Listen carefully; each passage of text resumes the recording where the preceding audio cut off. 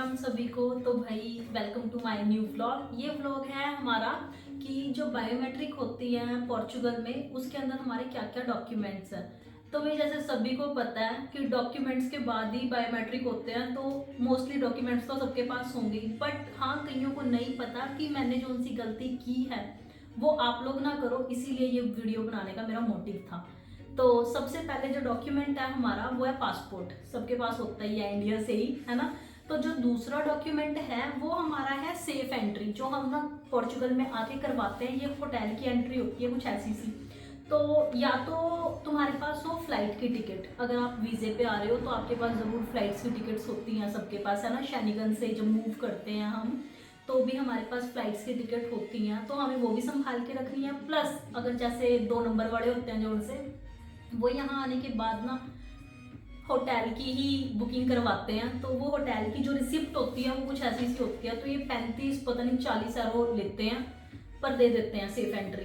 तो second document हमारा safe entry है पासपोर्ट के बाद। जो तीसरा डॉक्यूमेंट है हमारा वो है, हम आईएएस भरते हैं ना जब, तो फिनेंस वाले हमारे पास ये ऐसा सा एक पेपर सेंड करते हैं जो है डिक्लेयर शो।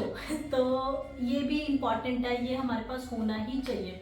थर्ड जो हमारा डॉक्यूमेंट है फिनेंस रिलेटेड, या फिनेंस का पेपर सबके पास होता है, ऐसा सही होता है वो आगे और पीछे वाला प्रिंट वाला। इसके ऊपर हमारा लिखा होता है कि एड्रेस वगैरह और सारा नंबर वगैरह, फ़ोन नंबर, टेलीफोन, मेल, सब कुछ लिखा होता है इसके ऊपर।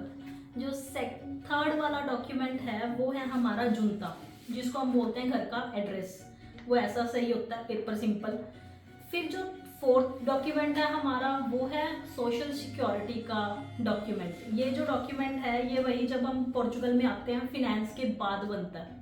पहले तो एक एक महीना लग जाता था इसे बनने में, बट अब ऐसा कर दिया पोर्चुगल में कि भाई जैसे हम पासपोर्ट लेके जाएंगे अपना शुगरेंसा में, उन्होंने हमें साथ के साथ ही दे देना। फिर जो अगला डॉक्यूमेंट है हमारे पास वो है ये डिक्लेयर शो। ये ना हमारा टैक्स का है सारा बायोडाटा, जो हमें शुगरेंसा से ही निकलवानी पड़ती है फिंगर से पहले। फ्रेश मतलब ज़्यादा जिस टाइम आपको पता लग गया कि आपके फिंगर हैं, फॉर एग्जांपल मेरे आज फिंगर थे तो मैंने ये 1 हफ्ता पहले निकलवा ली थी अपनी। फिर उससे अगला डॉक्यूमेंट है भाई पीसीसी, जो मेन डॉक्यूमेंट है जिसके कारण ना बहुत प्रॉब्लम आती भी है, नहीं भी आती कईयों को। तो जैसे मुझे भी मेरे फ्रेंड सर्कल से पता लगा था कि ना इंडियन पीसीसी बनवा लो और उसके ऊपर स्टैंपिंग इंडिया से ही होके आती है। वो स्टैंप जो होती है ना वो कुछ ऐसी सी होती है पटियाला हाउस की, ये वाली। इसके ऊपर जो स्टैंप होती है ये पटियाला हाउस की है, ये इंडिया वाले लगा के भेज दे देते हैं एजेंट, 2500 3000 कुछ लेते हैं। तो भाई मैंने ये वाली बनवा ली। फिर उसके बाद मेरे को किसी से पता लगा कि यार इंडियन पीसीसी के साथ ना जो लिस्बन वाली, जो हमारी यहाँ पे इंडियन एम्बेसी है लिस्बन में, वो वाली भी इम्पॉर्टेंट है। तो भाई मैंने उसकी पीसीसी भी बनवाई।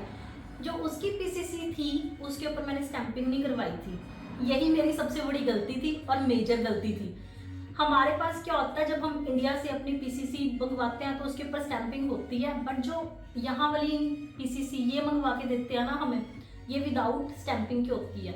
फीस ले लेते हैं, ये बस एक वेरिफिकेशन जाती है घर पे कि भाई कोई केस तो नहीं चल रहा पासपोर्ट नंबर के आधार पे। तो उसके अकॉर्डिंग ये खुद प्रिंट करते हैं और हमारे पास खुद ही सेंड करते हैं।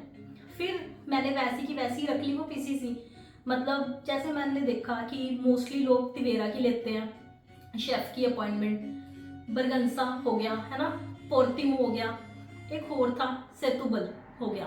तो मैं रहती हूँ अवैरो, तो मेरे को जो सी शेफ मिली भाई मैंने वही पिक करनी थी। जब मैंने अपना पोर्टल ऑन किया तो मुझे अवैरो की ही मिल रही थी। मैंने अवैरो की अपनी शेफ की अपॉइंटमेंट उठाई, तो मैं वहाँ गई अपने फिंगर करवाने के लिए। तो मेरे पास सारे डॉक्यूमेंट्स थे, हर डॉक्यूमेंट कोई फालता नहीं था। तो बस मेरी जो पीसीसी थी ना उसके ऊपर स्टैंपिंग नहीं थी इंडिया वाली। तो इन्होंने मुझे क्या कहा कि अपना ओरिजिनल डॉक्यूमेंट दिखाओ। मैंने इंडिया वाला दिखा दिया कि भाई मैंने ये मंगवाई है। तो उन्होंने मुझे कहा कि ये तो चलती नहीं, क्योंकि ये नेशनली हम मंगवाते हैं, जो इंटरनेशनली पीसीसी हमारे पास लगती है वो आपको लिस्बन एम्बेसी से ही निकाल के देते हैं वो।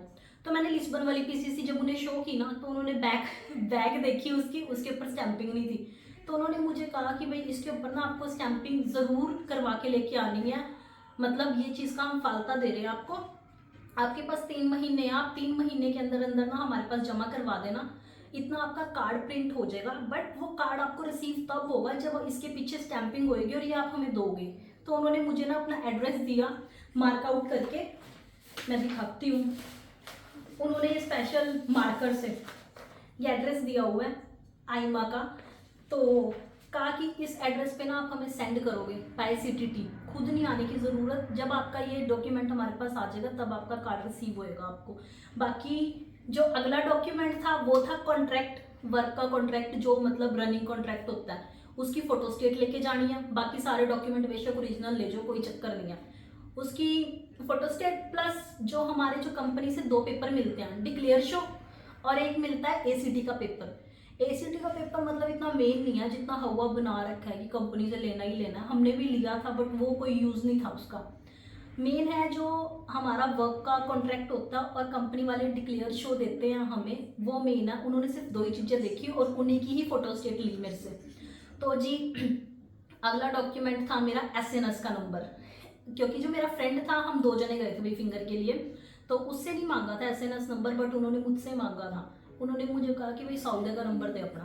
तो मैं पहले मतलब मैंने शो किया उन्हें, बट उन्होंने कहा कि कंपल्शन है, आपको फार्म के अंदर एक फॉर्म मिलता है हमें स्टार्टिंग में जाते टाइम ही, उस फॉर्म पे भी फिल करना होता है, वो बाद में अपने अकॉर्डिंग अपने कंप्यूटर में भी फिल करते हैं। बाकी सारे डॉक्यूमेंट आपको वो वापस कर देते हैं, बट जो वर्क का कॉन्ट्रैक्ट है और जो कंपनी से हम डिक्लेयर शो लेते हैं उसकी हमें फोटोस्टेट लेके जानी है। प्लस ये मत सोचना कि उन्होंने वहाँ पे कैमरे लगा रखे हैं फ़ोटो खींचने के लिए। फ़ोटो वो तुम्हारी नहीं खींचते, वो तुमसे ना पासपोर्ट साइज़ की फ़ोटो मांगते हैं, 2 फोटोज़ लेने के बाद फिर वो तुमसे पेमेंट करवाते हैं। कई लोगों को ये रहता है कि भाई जैसे शेफ से आइमा चेंज हुई है तो उन्होंने शायद फीस में भी ज़्यादा कुछ किया है चेंजेस, बट ऐसा नहीं है। जो फीस पहले थी ना 381.25 सेंट, वही अभी भी है। जैसे मेरे फिंगर हुए हैं आज ही, आप देख लो 381.25 सेंट मुझसे लिए। और उन्होंने मतलब मेरा मेन मोटिव ये था वीडियो बनाने का, भाई PCC जितने भी लोग हैं जो सोचते हैं इंडियन PCC चल जाएगी, चल जाती होगी बट बाय लक। मैं ये नहीं कहती नहीं चलती, चलती होगी, क्योंकि यार देखो हर कोई दूर की अपॉइंटमेंट नहीं उठा सकता है ना। मैं तो नहीं उठा सकती थी, मैंने अपने शहर की अपॉइंटमेंट उठाई कि भाई जब डॉक्यूमेंट्स हमारे पास कंप्लीट है तो फिर मैं क्यों दूर जाऊँ, क्यों अपने पैसे वेस्ट करूँ, है ना। कि पुर्तगाल में रह के पैसे जोड़ने, फिर उनको बाद में PCC के लिए अप्लाई करना, फिर ट्रांसलेट करवानी PCC। हाँ, जो मेन पॉइंट ये भी है कि जैसे लोग कह देते हैं कि भाई ट्रांसलेट करवानी पड़ेगी, तुम इंडिया से मंगवाओ या लिस्बन वाली है, ट्रांसलेट करवाने की कोई ज़रूरत नहीं है, क्योंकि ट्रांसलेट चलती ही नहीं है। मैंने अपने 200 यूरो दिए हैं ये वाली ट्रांसलेशन के लिए, कुछ नहीं फ़र्क पड़ा, कुछ भी नहीं। मैंने सबसे पहले अपनी ट्रांसलेशन दी थी उन्हें इंडियन PCC की, और इंडियन PCC ओरिजिनल दी थी, बट उन्होंने कहा कि ट्रांसलेशन का कोई काम नहीं है, सिर्फ हमें ओरिजिनल डॉक्यूमेंट से मतलब है, बाकी हमें कुछ नहीं चाहिए। तो जो गलतियां मैंने किया वो गलतियां आप ना करो, मेरा बस यही मोटिव था। बाकी वीडियो अच्छी लगे तो लाइक करना, फॉलो करना और सब्सक्राइब ज़रूर करना चैनल। अगर किसी को कोई क्वेश्चन पूछना है तो डिस्क्रिप्शन में मेरी इंस्टा आईडी है, इंस्टा आईडी पे मेरे से कुछ भी पूछ सकते हो, डॉक्यूमेंट से रिलेटेड, पोर्चुगल से रिलेटेड, क्योंकि मैं सिर्फ अपना एक्सपीरियंस डालती हूँ यूट्यूब पे और किसी से मेरे को कोई मतलब नहीं है। बाय।